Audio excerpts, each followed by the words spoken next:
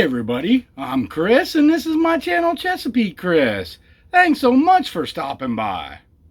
We're going to start this video out with the Chesapeake Chris channel shoutouts. 3 more channels this week. The first channel we're going to highlight this week is called Bayside Angler. Got about 195 subs.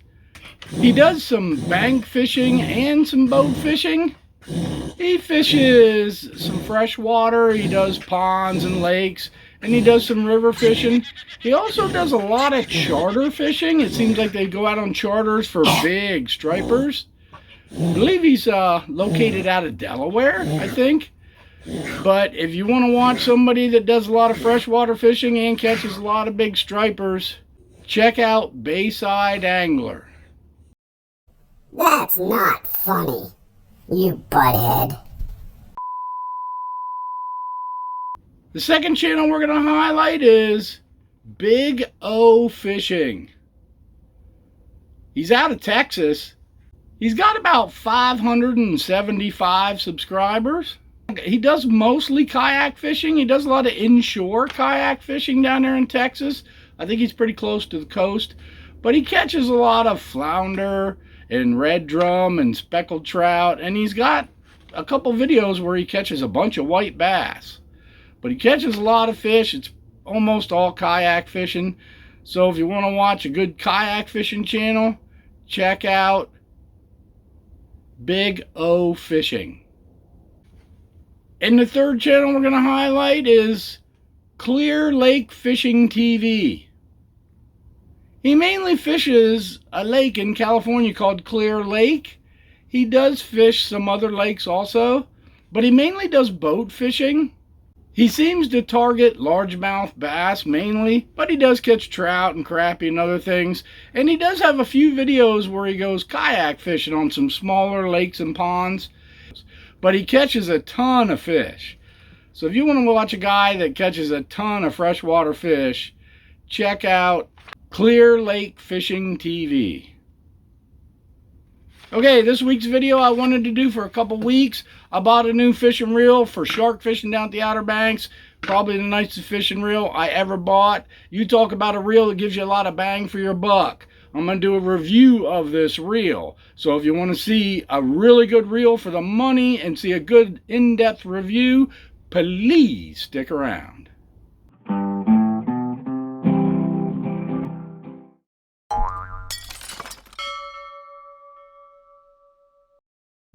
I wanted to do a review of this new fishing reel I got. I'll be honest, in the past I generally don't buy real expensive fishing equipment. I don't buy like $150, $200 rods and reels because honestly, I don't catch $150 or $200 fish. But that's okay. But I've been going to the Outer Banks fishing for probably 20 years now. But a couple years ago when me and my buddy Ray and Derek went also, when we went, we finally started to get into some big fish. Previously, we just caught little fish.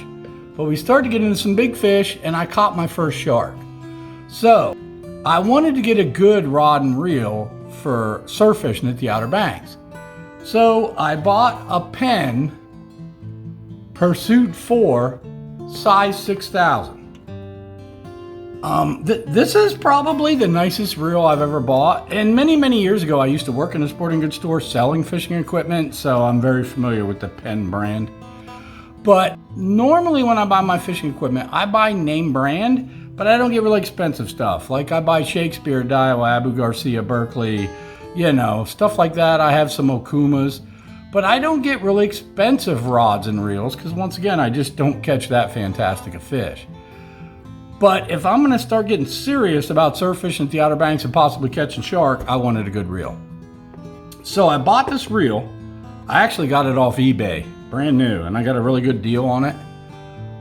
Right now, the reel sells on Amazon for about 75 bucks, but the rod reel combo, and that's with a 9-foot rod, sells on Amazon for about 85 bucks, which is an incredible deal.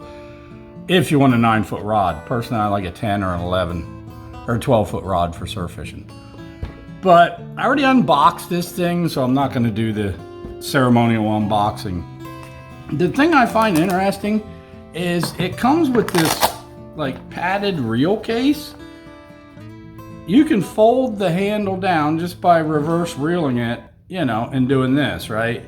But even when I do that, I can't seem to figure out how to get it in this case so that it fits decent. Like it's almost, I guess the case stretches, but it's almost like the case is pretty small for this particular reel, for this 6000 series. Maybe a 4000 fit better. But I mean, you can get it in there. You can't hardly get it Velcroed shut, I don't think, but just barely, I guess. There, you can get it Velcro, so you can kind of get it in there. Well, you can get it in there. But anyways, I don't plan on using the case anyways. I'm gonna put on one of my surf rods.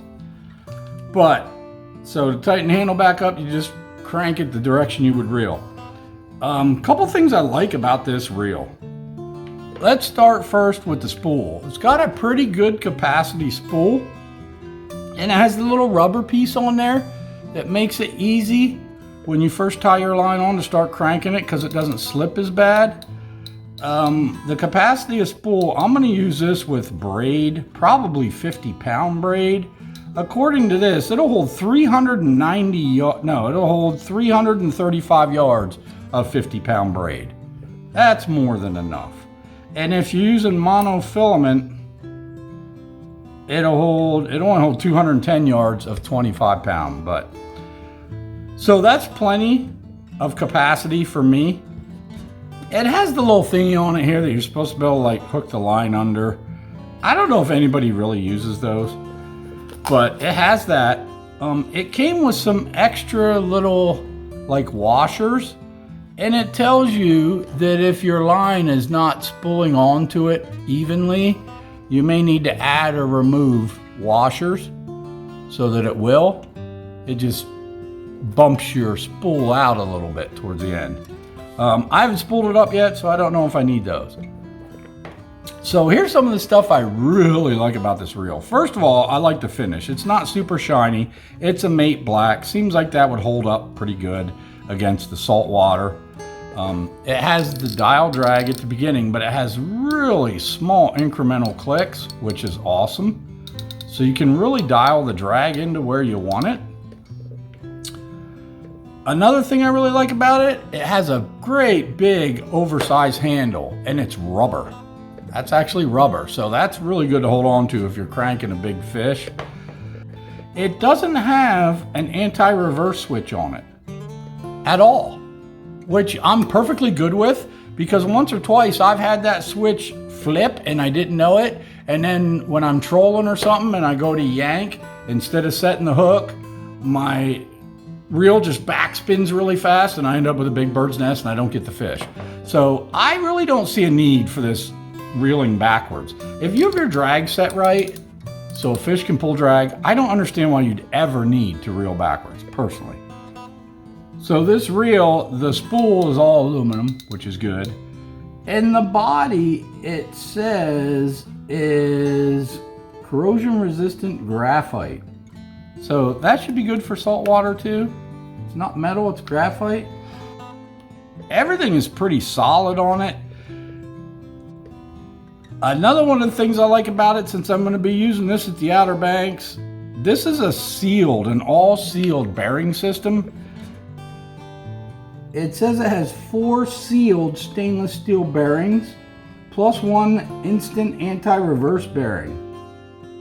And one of the really cool things I want to show you is when you stop, when you're reeling or whatever, when you stop reeling, when you try to back up, it doesn't back up at all. I mean, not even a fraction of a millimeter. Now, just to give you for example, here's a cheaper reel I bought, which I'm going to show later, maybe. And I bought this for a particular reason. But when you stop reeling this, when you do that, let me get closer. When you do this, see how it'll go back about a millimeter or two and before it catches? Yeah, this reel has absolutely no play in it. When you try to backspin, it does not move at all. Like, if I try to go backwards, it's just, that's it. It's just there. It doesn't back up at all before it catches. So if you're reeling or you're trolling and you yank, there is no play in this at all. It won't back up at all. And it's all sealed, so hopefully this, I'll rinse it after I use it, but hopefully the salt water won't take a big toll on it. And also the gear ratio is 5.6 to 1, which is plenty for a reel this size. The bail is super nice. It'll click over by itself pretty easily. I'm probably going to put this on an 11-foot rod I have. I have a pretty nice, it may be a 10 or 11, and I'm planning on using it this year at the Outer Banks, so hopefully I'll have a video that will show how it performs actually using it, and hopefully I'll even catch a fish with it. So I'm really looking forward to using this reel. Once again, it was, I got it on eBay for about 55 bucks. It's supposed to be brand new. It came packed nice in the box, came with the case, came with the extra washers, came with instructions. But I only go to the Outer Banks and use this kind of equipment about once a year. So once again, I don't need a $200 reel. But I thought if I'm going to start trying to catch shark, a nice pen that's all corrosion resistant and built well and has sealed bearings, I thought that would be a good thing. So this is a reel I'm going to use this year when we go to the Outer Banks. We're already scheduled to go. Of course, the handle is reversible. This is the reel I'm going to take, and we will see how it works out with 50-pound braid. Hopefully I'll catch a shark on it. So that is the Penn Pursuit 4 fishing reel. Probably the best fishing reel I ever bought. Really looking forward to using it. So I hope you enjoyed that video. That reel, it seems like it's an awesome reel. I don't know about this. I imagine it's just as good if you get the smaller models, like the 2000 or the 3000 or whatever. Those reels really seem like they're well made. Like I say, I'm going to use it this year. Hopefully I'll catch a shark. We'll see how it goes. So anyways, let's cover some comments from last week's video. Bam! When you least expect it. Got some comments on this video, some good comments. I got one from Ed Boy Fishing. Ed Boy Fishing said, "Great video, Chris. Awesome striper. I can't wait to catch my first one." Man, if I got half as many largemouth bass as you catch, I wouldn't worry about catching a striper. But you ever get someplace, I'm sure you'll be able to catch them. If you can catch largemouth bass, you can catch stripers. Then I got a comment from my buddy Ray. My buddy Ray said, "Nice rock, bro. I love the occasional surprise fish, especially when it's a muskie." Ray's a big muskie fisherman. "They scare the heck out of you when they hit in the figure 8. Well, Ray has caught some muskies. I got some pictures of them. Gonna go see him here in about 4 weeks. Hopefully gonna do some fishing with him. Maybe he'll even catch another muskie. And I got a comment from Jeremy Stewart, 9074. Jeremy said, "Glad I found your channel, brother. Miss you on those New York hunting trips." Haven't heard from Jeremy for a while. Used to go up to New York with him and some other guys on Mancation. Had a really good time. Haven't been up there for years now, but glad you found my channel, Jeremy, and good to hear from you, brother. Hope everything's going well. And then I got a comment from Yakety Mac. Yakety Mac said, "You are more brave than me, Chris.